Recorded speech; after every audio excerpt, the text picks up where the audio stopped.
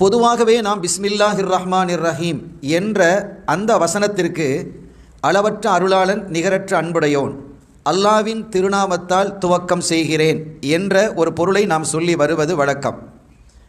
அளவற்ற அருள் என்றால் என்ன என்பதை இந்த உரையின் அதிலிருந்து ஒரு பகுதியை மாத்திரம் இன்ஷா அல்லாஹ் நாம் சுட்டுவோம். எல்லாம் வல்ல ரப்புல் ஆலமீன் அல்லாவிற்கு பல பெயர்கள் இருக்கிறது. இறைவனுக்கு 99 திருநாமங்கள் இருக்கிறது என்று ஹதீது சொல்லுகிறது. ஆனாலும் 2 பெயர்களை அல்லாஹ் பிஸ்மியோடு இணைத்து சொல்கிறான், அர் ரஹ்மான் அர் ரஹீம். இந்த ரெண்டுமே ஒரு தொடரிலிருந்து உருவானது தான். ஒரு வேர் சொல்லிலிருந்து, ரஹ்மத் என்ற வேர் சொல்லிலிருந்து அது உருவான அந்த வார்த்தை தான் ரஹ்மான் ரஹீம் என்பது.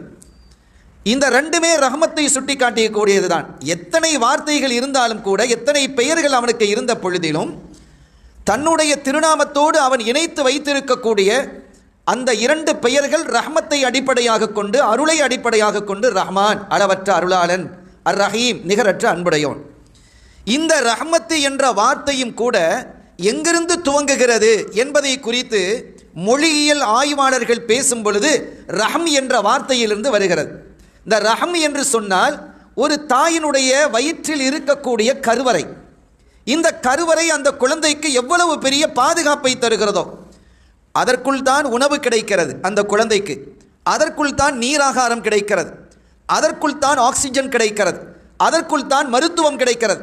எல்லாமே அதற்கு முறையாக வழங்கப்பட்டு தெளிவான ஒரு பாதுகாப்பில் அந்த குழந்தை இருக்கிறது என்பதற்கு ரஹம். அந்த குழந்தை வளர வளர அந்த ரஹம் என்று சொல்லக்கூடிய கருவறையும் விரிந்து கொடுக்கிறது. இப்போது இதை உங்களுடைய கவனத்திலே வைத்துக்கொண்டு அல்லாஹ் தன்னுடைய அருளுக்கு அவன் எத்தகைய பெயரை வைத்திருக்கிறான் என்பதை நீங்கள் பாருங்கள். நான் உங்களை அல்லாஹ்வினுடைய அருளின் விசாலத்தின் பக்கம் அழைத்து செல்ல விரும்புகிறேன், என்னையும் சேர்த்து.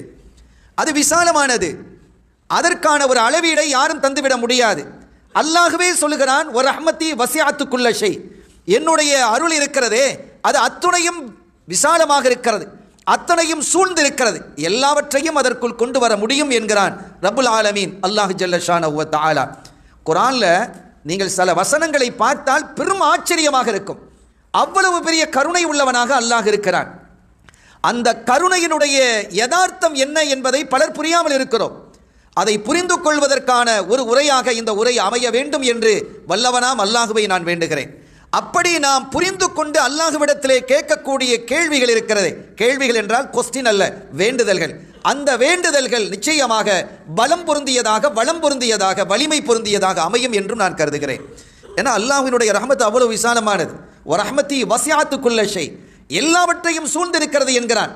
கண்மணி நாயகம் முஹம்மது ரசூலுல்லாஹி ஸல்லல்லாஹு அலைஹி வஸல்லம் அவர்கள் இயம்பும் பொழுது இன்ன லில்லாஹி மிஅத ரஹ்மா, அல்லாஹ்விற்கு 100 ரஹ்மத்துக்கள் இருக்கிறது. அல்லாஹ்வுக்கு 100 ரஹ்மத் இருக்கு. அந்த 100 ரஹ்மத்தில் ஒரே ஒரு ரஹ்மத்தை மாத்திரம் இந்த உலகத்திற்கு வழங்கியிருக்கிறார். இதை எப்படி நீங்கள் புரிஞ்சுக்கிடணும் அப்படின்னா, உங்கள் அம்மாமார்கள் இருப்பாங்க, அம்மா இருப்பாங்க, அத்தா இருப்பாங்க, வாப்பா இருப்பாங்க, அண்ணன் இருப்பாங்க, ஃப்ரெண்ட்ஸ் இருப்பாங்க, உங்களுடைய பிள்ளைகள் இருக்கும், மனைவி மக்கள் இருக்கும், உறவு இருக்கும், குடும்பம் இருக்கும், நட்பு வட்டாரங்கள் இருக்கும். இவைகளுக்கு மத்தியில் எல்லாம் அன்பு இருக்கிறதா இல்லையா? உங்கள் தாய் மேலே நீங்கள் அன்பு காட்டுறீங்களா? உங்கள் மனைவி மேலே, உங்கள் பிள்ளைகள் மேலே நீங்கள் அன்பு காட்டுகிறீர்களா? இன்று உலகத்திலே வாழக்கூடிய 800 கோடி மக்கள் அவர்கள் தங்களினுடைய பெற்றோரின் மீது, பிள்ளைகளின் மீது, நட்பு வட்டாரங்கள் மீது, சுற்று உற்றார் உறவினர்கள் மீது காட்டக்கூடிய இந்த அன்புகளை எல்லாம் ஒன்று சேருங்கள். எவ்வளவு பெருசாக இருக்கும் இது, எவ்வளவு பெரிதாக இருக்கும் இந்த அன்புகள் எல்லாம் சேர்த்து.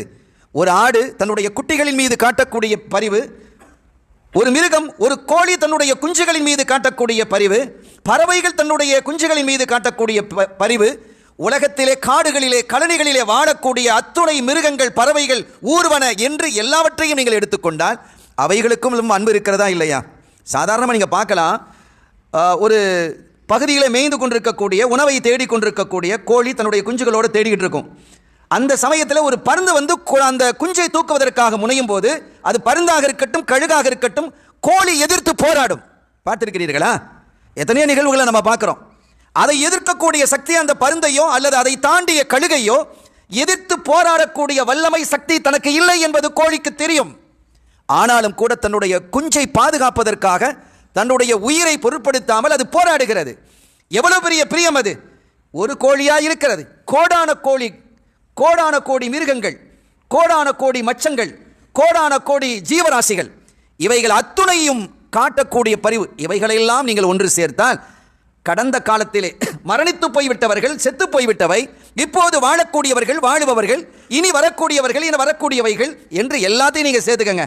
உலகம் படைக்கப்பட்டது முதல் கடைசி காலம் வரை, கடைசியாக ஒரு மனுஷன் எங்கே பிறப்பான்னா சைனாவில் தான்.